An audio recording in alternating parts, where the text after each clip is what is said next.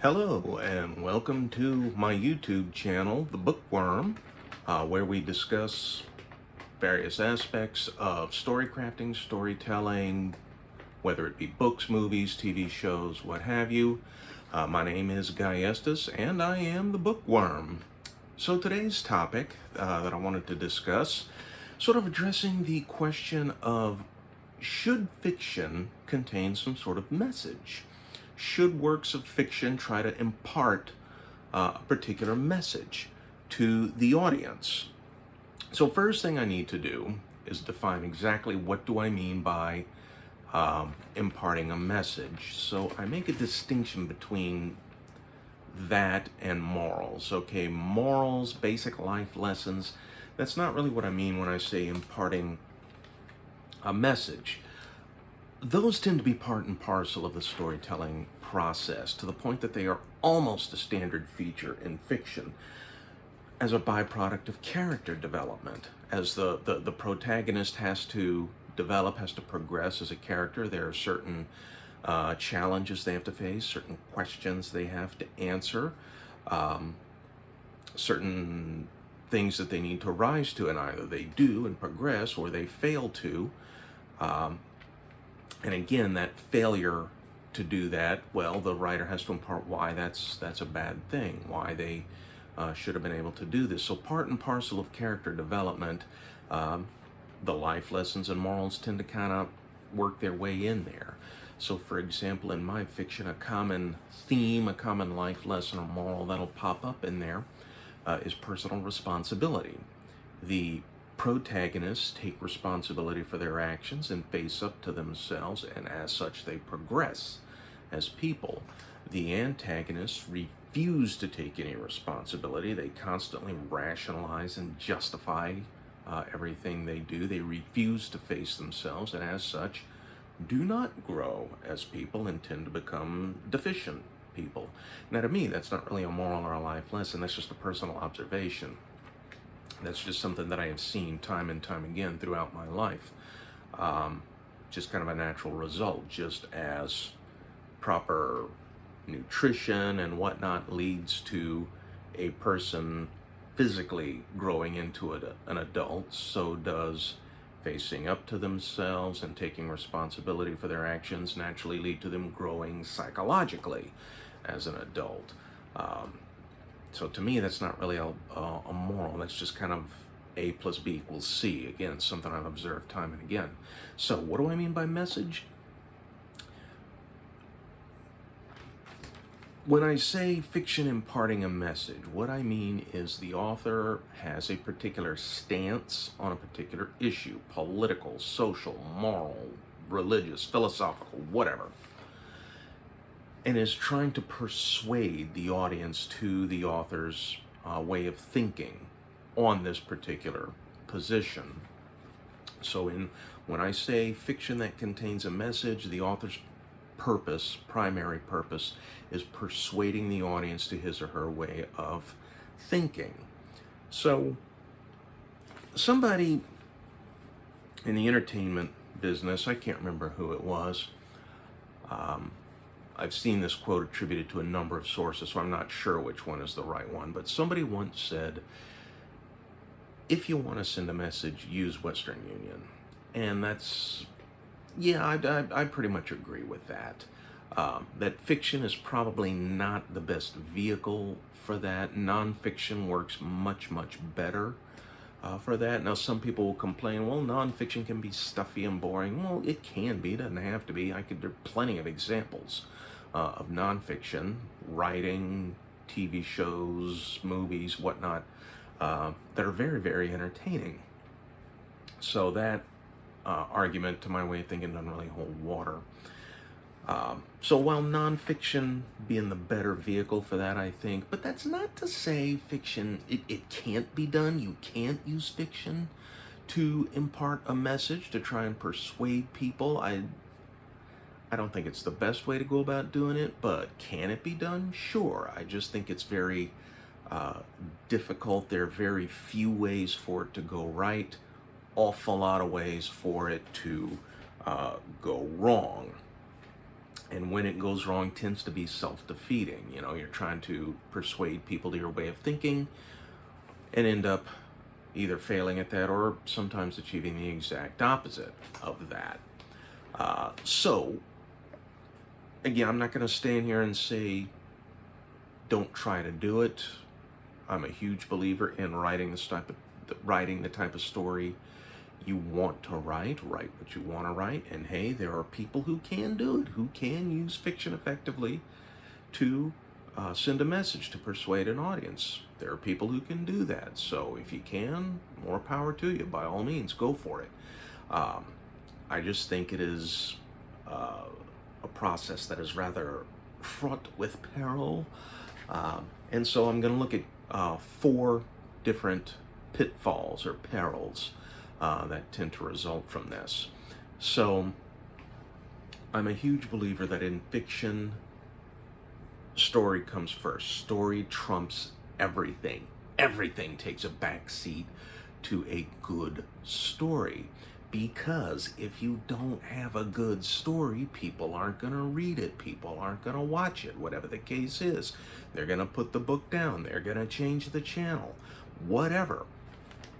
So that you have to have that good story to draw people in, to draw audiences in, get them interested so that they will read your story or watch your show or whatever the case is. So that brings us to peril number 1. When someone is writing fiction with the purpose of sending a message, of persuading an audience, since that's their priority, story tends to take a backseat to the message. And then what ends up happening is you go from having a good story to having a sermon. And it tends to become preachy and can get very heavy-handed. What tvtropes.org calls anvilicious, in which the author is imparting these messages with all of the subtlety of dropping anvils on the audience's head. Nobody wants to read that. Nobody wants to be preached at. If I want to be preached at, I'll go to church. If I want to hear a sermon, I'll go to church. I'm reading a story because I want to enjoy a good story. So again, that tends to make people walk away from it, and thus self-defeating. Peril number 2 is the author is aware of peril number 1, and so to avoid that, focuses on story, but then it becomes all too easy for the message to get lost. So yeah, you told a good story and entertained them, but the message you were trying to impart got lost. They didn't catch it, so again, self-defeating. The lists of books, movies, songs in which this happens is legion. Example I can think of American literature, The Jungle by Upton Sinclair. Work of fiction, his purpose was to persuade the audience to his views on socialism. He was very pro-socialism. The story takes place in the meatpacking industry, late 1800s, early 1900s, a period of American history known as the Gilded Age, well known for the robber barons. This is when you started getting people who were just ultra rich at the time, and a lot of times in their businesses by heavily exploited workers. At that time, there were no workplace safety standards, there were no child labor laws, no minimum wage laws, none of that. And in fact, it's because of those conditions we now have those things. But you can imagine that in such an environment, socialism would have tremendous appeal. And so that was why Upton Sinclair wrote The Jungle, to persuade people over to the virtues of socialism. The story takes place in the meatpacking industry, where he also talks about the unsanitary conditions.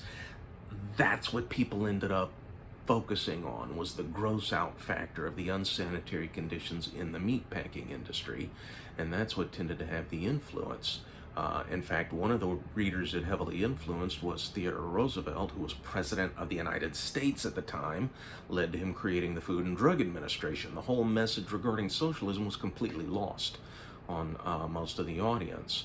As Sinclair himself put it, I aimed for the nation's heart, I hit it in the stomach.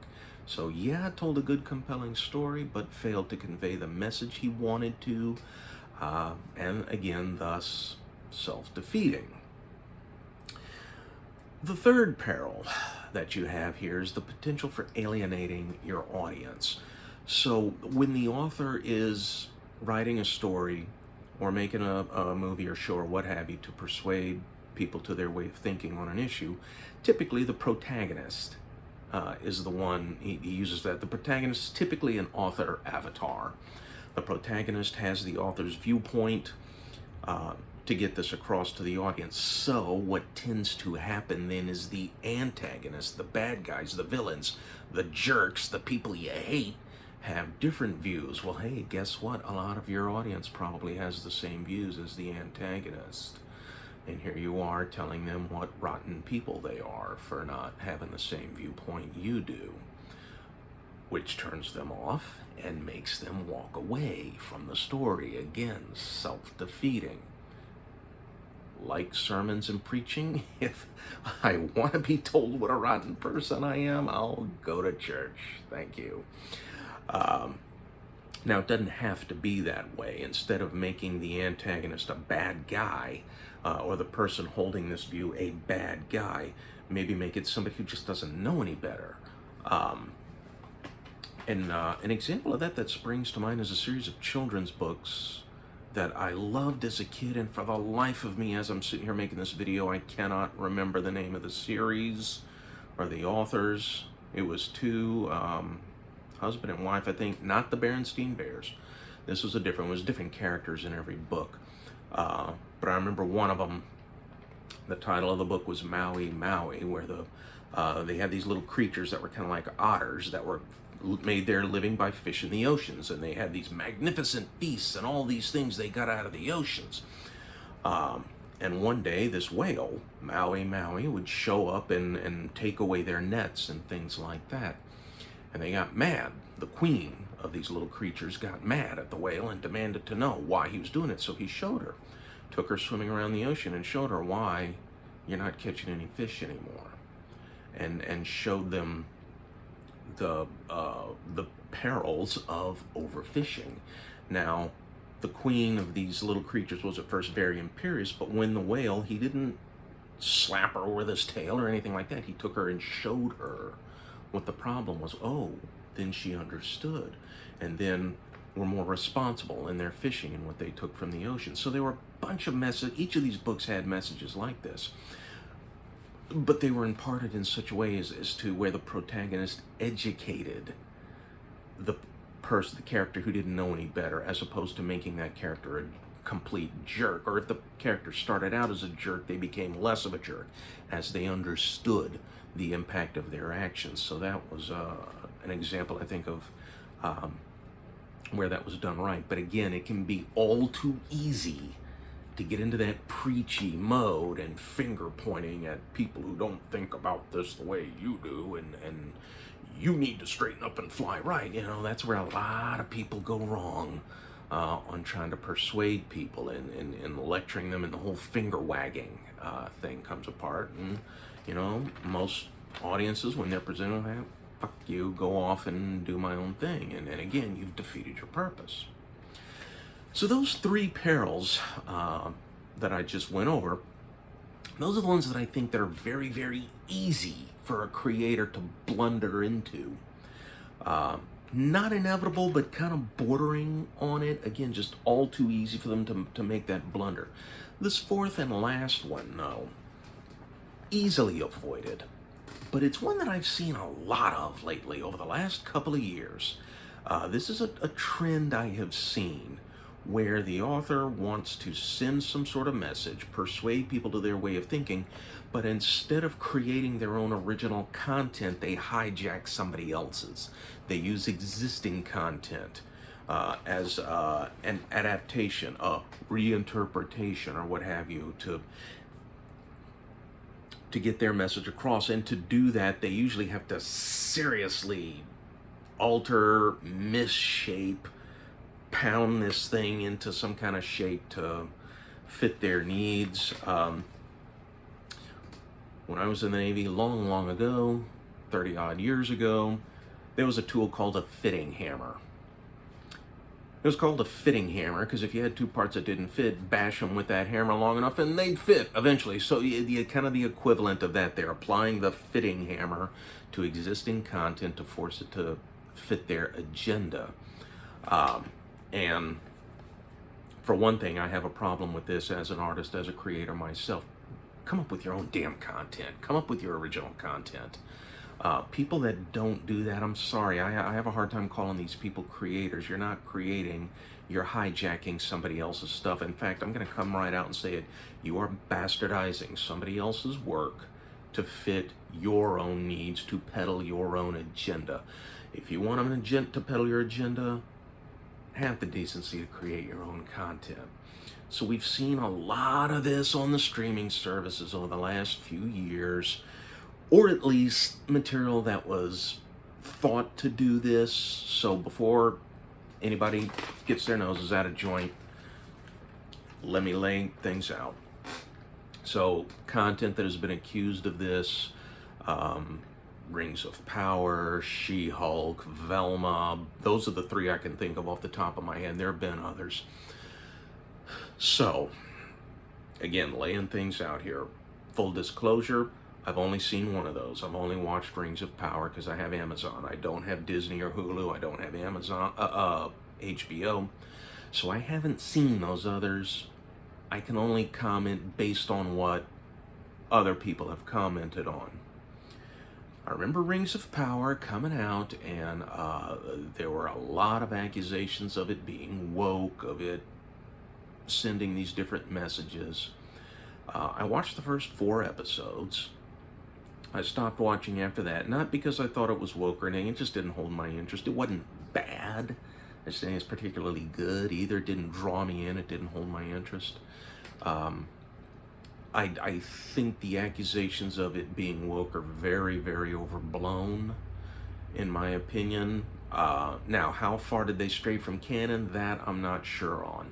So that's one of the other problems you have when you use somebody else's content, is when you use somebody else's creation, that creation already has probably a pretty big fan base. So like Rings of Power, Tolkien has a gigantic fan base. She-Hulk, Marvel Comics has a huge fan base. Velma, Scooby-Doo has a big fan base. So you've already got that fan base there. Now you've already got that audience built in. By radically altering this, you are guaranteed to piss that audience off, and you have now lost that huge audience. Sacrificed all of that so that you could get your message out. Now, who's listening to it? Well, you've gotten rid of your biggest audience. There'll be other people that watch it, but it's going to be a much, much smaller audience than what you started off with. So again, it tends to be self-defeating. Now, in the case of Rings of Power, how far did they stray from canon? I don't know. That series was based on all I read anyway, that it was based on some of Tolkien's notes. I haven't read any of these notes, so I don't know how far from that they strayed. I have read The Hobbit, Lord of the Rings, and The Silmarillion. I've read each one multiple times, but it's been a long, long time since I've read any of them, so my memory on it's a little fuzzy. So I don't know how far they strayed from canon on that. Having elves, dwarves who weren't white, that didn't bug me. In creating my own world, I've thought of, I've considered doing the same thing. I just consider that good world building. I figured those worlds would have humanoid races of different skin colors, the same reason our world does. It's a biological adaptation. Humans from the equatorial regions of the Earth, that section of the Earth that gets the most direct sunlight, as a biological adaptation, they have darker skins, makes them more resistant to the ravages of sunlight. Dark-skinned people, that's why that is. So over time, people migrated farther away from those regions to areas of the planet that didn't get that much sunlight, didn't need that adaptation, and lost it. Hey, presto, white folks. So again, it's just biological adaptations for that, and so for the same reason, I was going to do the same in my world, because again, I just think that's good world building. So the fact that they did that in this one doesn't bug me. Now others, at least according to what they're saying, straying from canon, that Tolkien did have darker skinned people from the southern regions of Middle Earth. He just didn't really get into it a whole lot. Again, my memory's hazy on that, but that didn't bug me. That didn't bother me at all. Like I said, it just wasn't bad, wasn't real good, didn't hold my interest. I didn't care for where they were going with Galadriel's character. I thought they're starting to verge into Mary Sue territory a little bit with her. I thought they were making her a little too stubborn, a little too headstrong. Kind of the tone I was getting after a few episodes was everybody is a dumb poopy head except Galadriel. Okay, so again, kind of getting into that Mary Sue territory. Now, some saw wokeism there, and that the woman is always right. I don't know that's what the writers had in mind. That's not what I got from it. I just saw bad characterization, and I didn't delve any deeper than that. I think some of those people were laboring under the mistaken belief that you have to side with the protagonist. No, you don't. You don't have to always side with the protagonist. In the first or second episode, I can't remember which one it was, but they're in this frozen wasteland to the ends of the earth, following her, looking for evidence that Sauron was returning, and still turned up nothing, and her troops said, okay, screw this, we're out of here. And that she wanted to press on, and some commentators saw that as wokeism, and that, well, she was, they want you to think she's right, and well, no, not necessarily, and if that is what they thought, they failed, because I totally sympathized with her troops that said, screw this, I'm out of here, because I'd have said the same thing at that point. And in my own writing, I don't expect you to agree with the protagonists every time. I do expect readers to look at certain things that Alina, Beja, or Anna do and say, no, that was wrong, that was out of line, that was going too far, or whatever. Because again, I think that's just good character development. So I didn't see that as wokeism. Other people did. So I guess to a certain degree, wokeism is in the eye of the beholder. Regarding She-Hulk and Velma, again, to reiterate, I have not watched either because I don't have those streaming services. I remember when they both came out, She-Hulk looked interesting. Again, there were charges of wokeism, the woman is always right, and all this kind of stuff. Hey, the title character is She-Hulk, yeah, and Jennifer Walters, so yes, most of the story's going to center around her. Again, the specific criticisms, I can only go by what commentators said. Some of them said that she did everything at least as well, if not better, than Bruce Banner Hulk and all that. I don't know. I didn't watch it.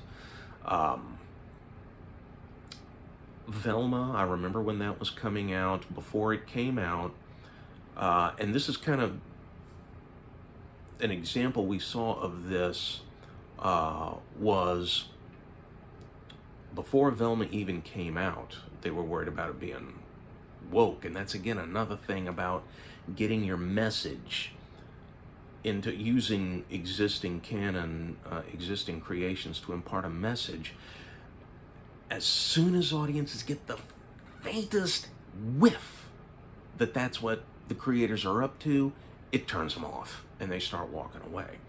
Now with Velma, I thought the first one was kind of silly because they were showing trailers from it where they just flat out show Velma being gay, and people were kind of upset about that. And my thoughts were, where have you been? You didn't know this? You didn't think it was obvious? And we all kind of knew. I remember when Scooby-Doo, Where Are You was the new thing, and it was on Saturday morning lineup when I was a little kid and watched it. Now, again, I'm a small child. I don't have the vaguest idea, the faintest grasp of sexuality at that age.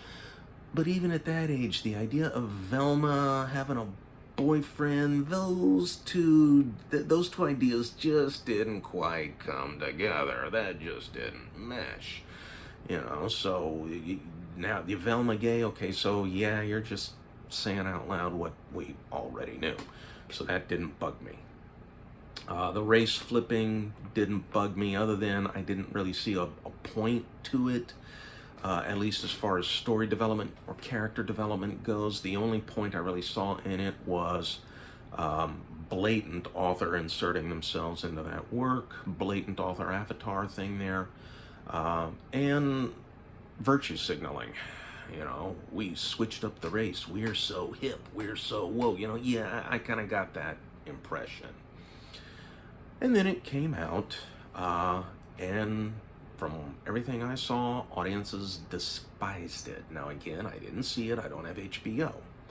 But I read a lot of the comments, and something that almost every single commentator mentioned was, these are not the characters.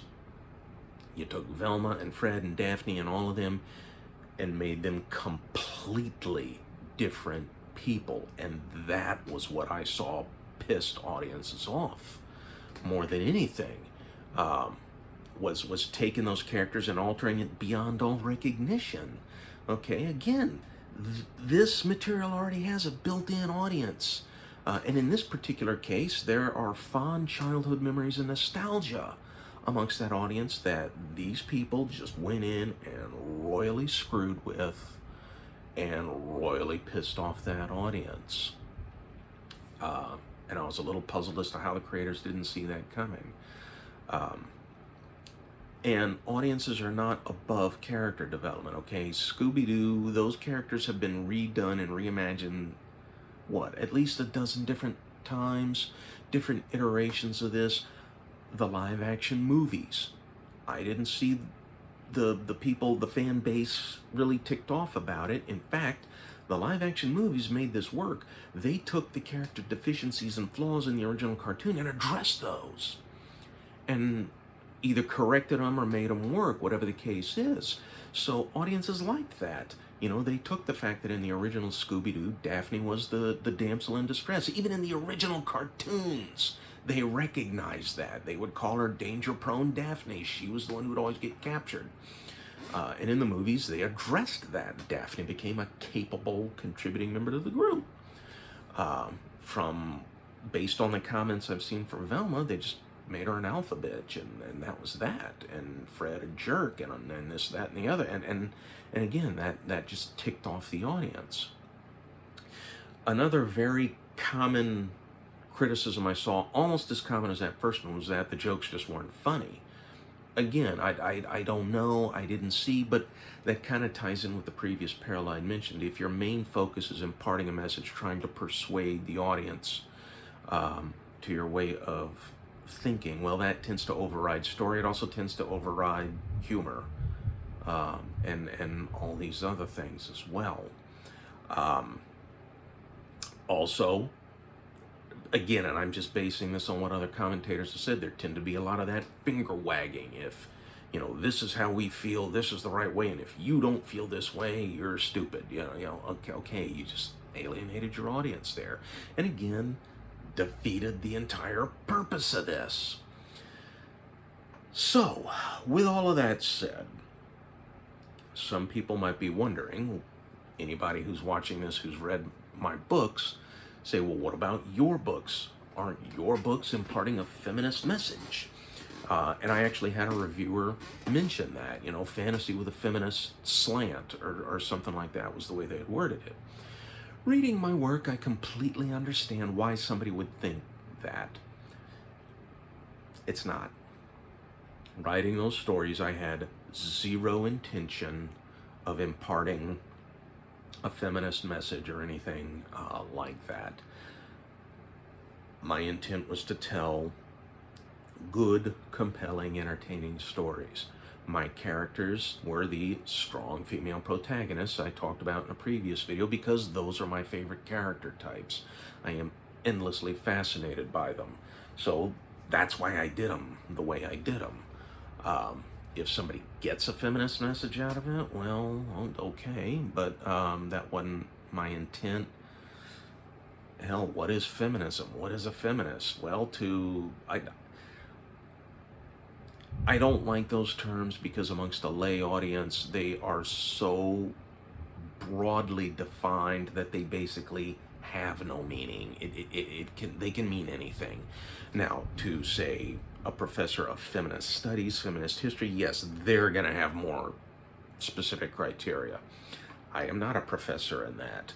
I'm not interacting with professors in that. I am a lay person when it comes to that, interacting with other lay people. So phrases like that are so open-ended as to be meaningless. So I don't like using those. So I honestly don't know if I would consider myself a feminist or not. Egalitarian, maybe. If you have two engineers, a man and a woman, they have equal credentials, equal qualifications, equal experience levels, and they do an equal quality work, then they should get equal pay. My opinion.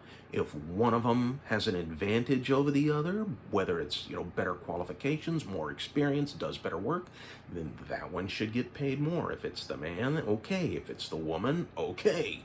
To me that's just fair, but whatever. So no, I don't intend a feminist message in my works. So to reiterate, again, I'm not saying don't use fiction to impart a message. If you can do it, make it work, more power to you. I'm pretty sure I couldn't. But if you can, great.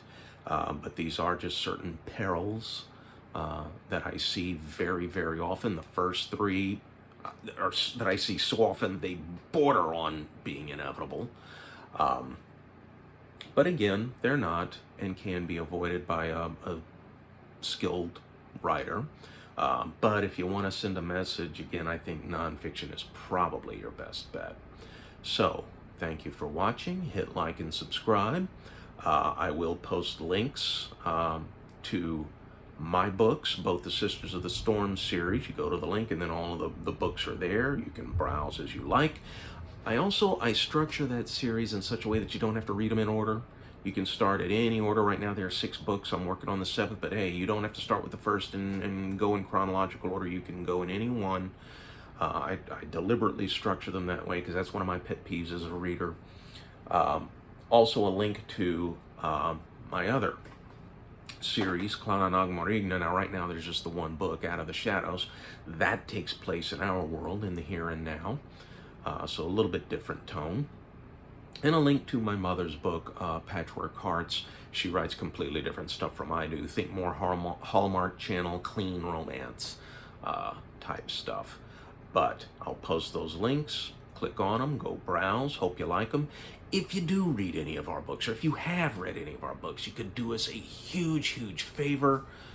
Post a review, whether on Amazon, Goodreads, Barnes & Noble, Smashwords, wherever. For me, for those, my mother, she's just on Amazon. But posting a review. Reviews are kind of our bread and butter. Good reviews, obviously, very, very useful in marketing and that sort of thing. Negative reviews, yeah, even so. Let us know what we're doing wrong so we can fix it. I'll post those links. Thank you for watching. And until next time, catch y'all later.